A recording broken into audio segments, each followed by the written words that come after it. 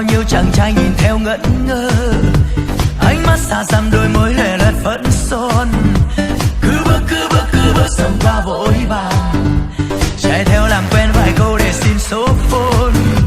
Lại đây gần anh một chút nữa thôi, mà sao em hờ hững lạnh lùng mà cứ bước đi, không thèm quan tâm để ý đến anh.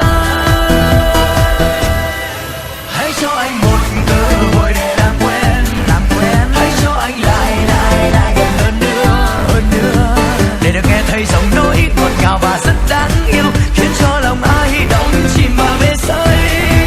Hãy yêu anh này dù chỉ một lần thôi, hãy quay lưng lại cho anh gọi tên em.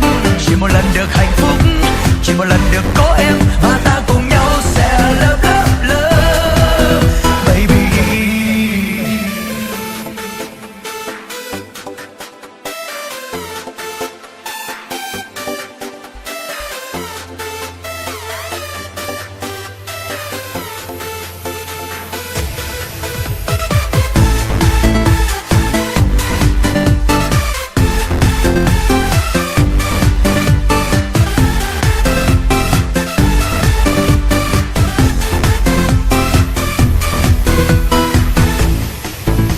Này hỡi cô em xinh tươi kia đang đi đâu? Em đang đi đâu? Làm cho bao nhiêu chàng trai nhìn theo ngẩn ngơ. Ôi, em ánh mắt xa xăm đôi môi lè